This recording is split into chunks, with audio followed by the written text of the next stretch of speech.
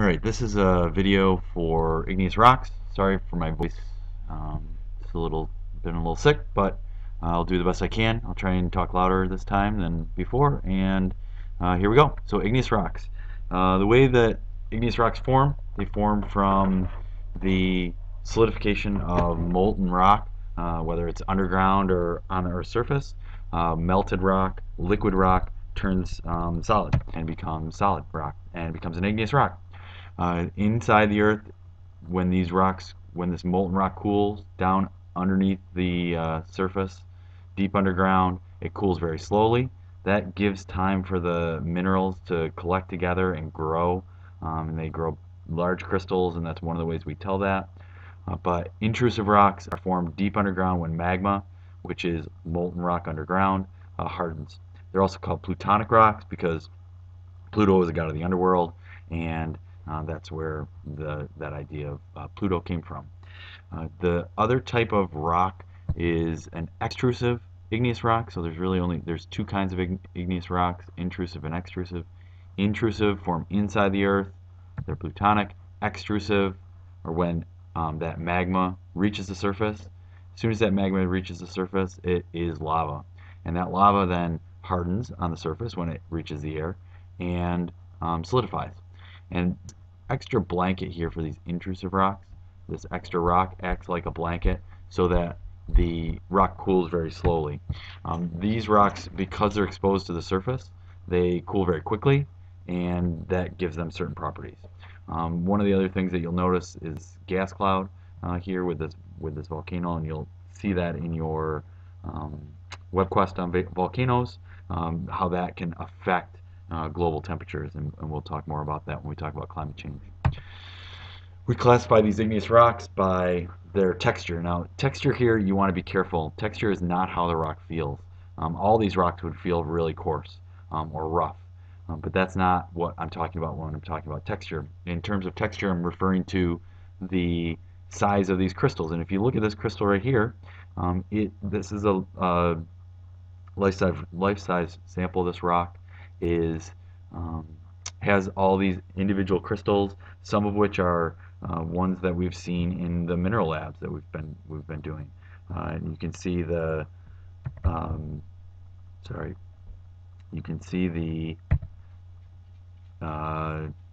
quartz, the light-colored rocks, the pink potassium feldspar, these pyroxenes, the darker ones. There's some biotite in these, and you can actually see those crystals. This crystal right here is life size. It's probably about 3-4 millimeters wide.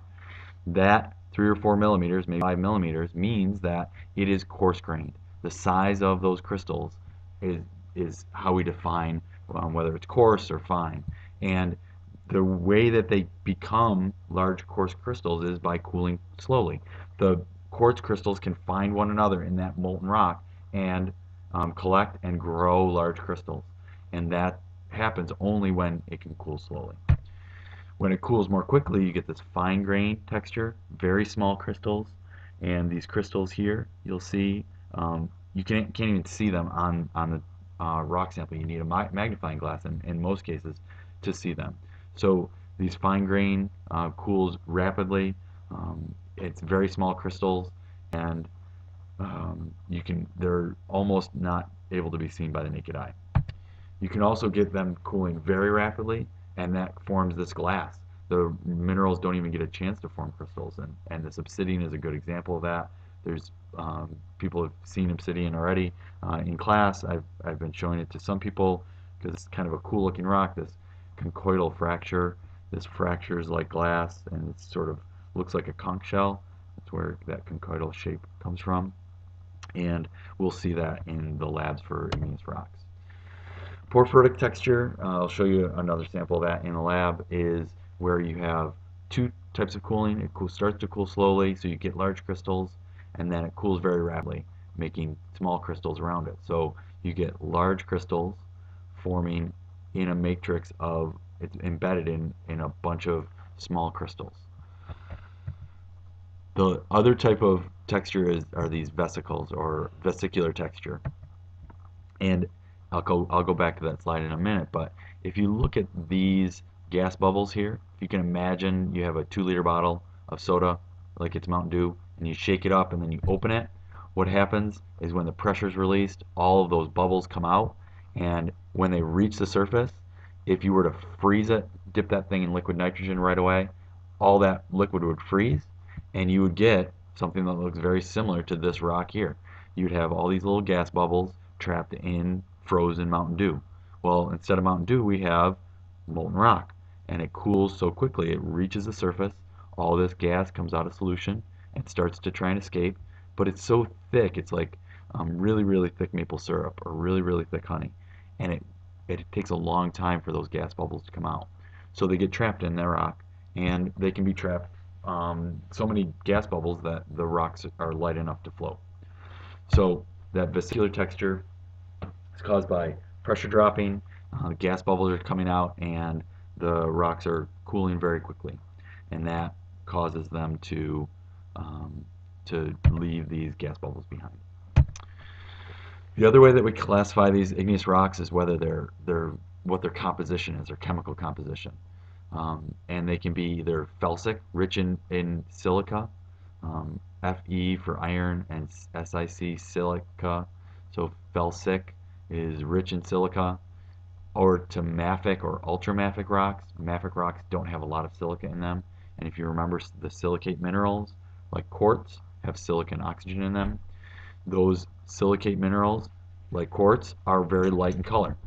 The light colored rock, you'll see light colored granites, they're felsic. Dark colored rocks are mafic. Very dark colored rocks are have lots, very little silica in them, so they are that gives them certain characteristics. And we'll look more at that when we look at the reference table. You can compare these colors, even though these do have some dark minerals in them, and these obviously aren't white, but this is much lighter in color than this basalt.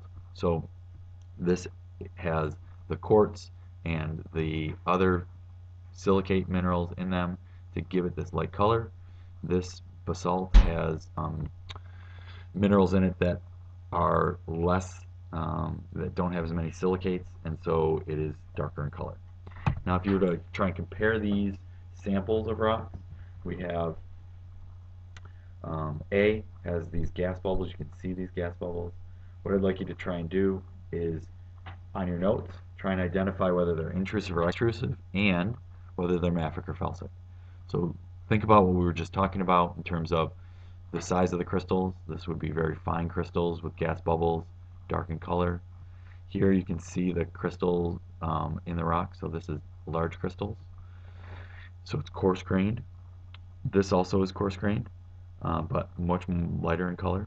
And these are fine crystals, so it's fine texture and lighter in color. So take a minute, identify those in your notes, and then if you look here, when we talk about intrusive or extrusive, again, we're talking about the size of the crystals. So B and C, large crystals, intrusive. A and D, small crystals or gas pockets, which means that it cooled quickly on the surface. So those are extrusive. You have mafic or felsic. Mafics are the dark ones, A and D, A and B. The light colored ones are the felsic ones.